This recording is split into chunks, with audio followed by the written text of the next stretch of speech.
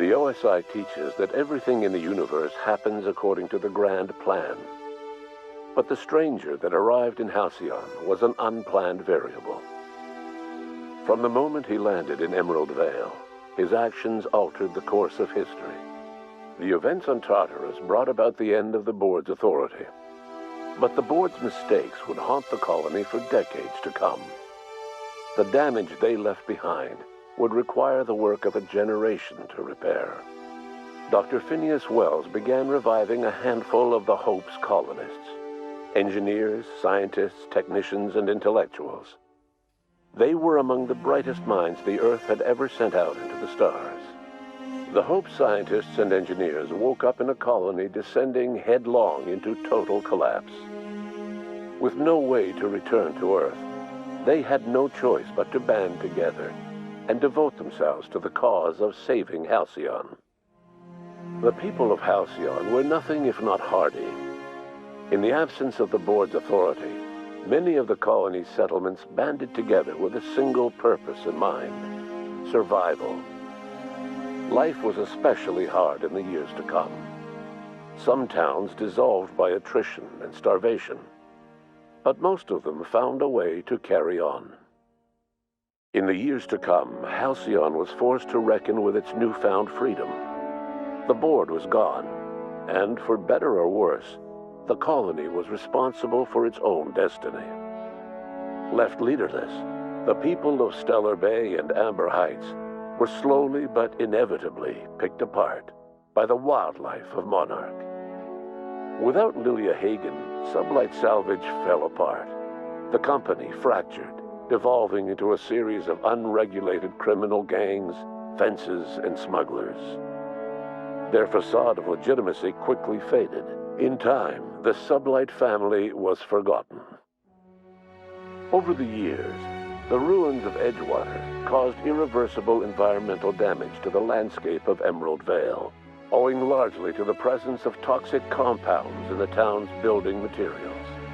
As for Edgewater's former workers, their remains provided a source of nourishment for the region's fauna, leading to an explosion in the sprat population. The loss of Junlei Tennyson hit the Groundbreaker hard, and even threatened to undercut the ship's independence. Taking up the example of their fallen captain, citizens banded together and rallied anew for the Groundbreaker's autonomy. Junlei was remembered as a folk hero, the spark that ignited a flame, heralding a new age of proud defiance against anyone who would challenge the Groundbreaker's sovereignty. The rediscovery of the Hope and the abandonment of the lifetime employment program forced Byzantium to come to terms with some uncomfortable realities about the state of Halcyon. While Byzantines were reluctant to surrender the luxuries they'd grown accustomed to, the board's diminished authority gave them little choice in the matter. Nearly everyone had to learn to make do with less. Some even had to get jobs. It was a dark time indeed. After you killed her parents, Ellie left the Unreliable. She returned to her old life in the Groundbreaker's orbit, but her days of mischief and nights of carousal had lost their appeal. She found herself taking bigger and more foolish risks, but something irrevocable had changed. The story of Felix Millstone ended when he parted ways with his crew. No one knows if he survived in the years to come. Every now and then, a new story involving head injuries and tossball sticks made the rounds. When the vicar known as Max was unceremoniously ejected from the crew of the Unreliable, he took this as a sign that it was time to move on, to live out the life he had sought so long to create. He knew there were many in the colony who carried burdens much worse than the ones he had struggled with, and he devoted himself to easing their suffering wherever he could. He only ever took up arms again to defend the defenseless. Unshackled from a lifetime of striving and fighting the universe and himself, Vicar Maximilian de Soto was finally at peace. After Junlei's murder, Parvati disappeared from the Unreliable during a refueling stopover. She left no word of where she went, only a snippet of a poem she'd meant to send Junlei, written by a long-dead Earth writer, John Donne.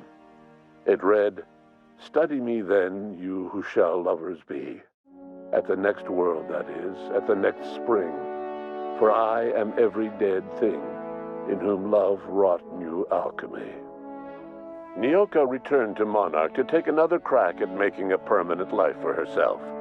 She formed the Charon Group, a mercenary outfit of ragtag survivalists and wilderness experts. Anyone in need of a guide, or just looking to throw back a beer and swap stories, could find her camping on the trail or clearing an infestation. As for Dr. Phineas Wells, he spent his remaining years in his orbital lab. Though he was always haunted by the failures of his past, he was determined to make things right by building toward the future. Dr. Wells was able to revive many more scientists and engineers than he first expected, thanks to the additional batch of chemicals you stole from the Ministry. Wells never forgot about the human lives that were lost in acquiring these chemicals.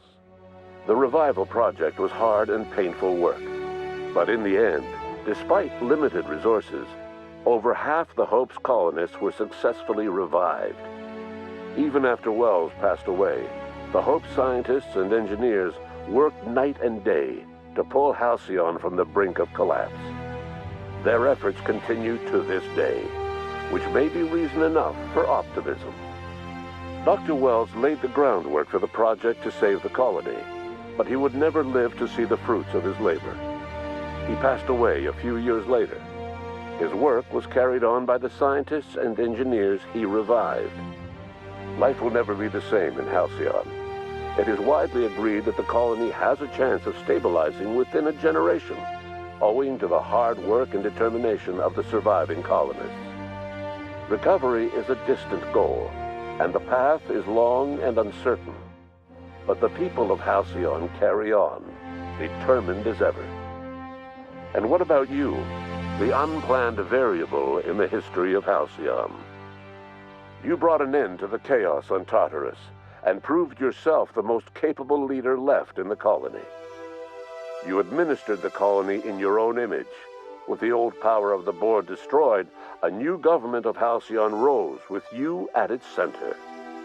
With your steady hand, you guided Halcyon through the turbulent years that were to follow, and helped ensure the survival of the colony until the end of your days.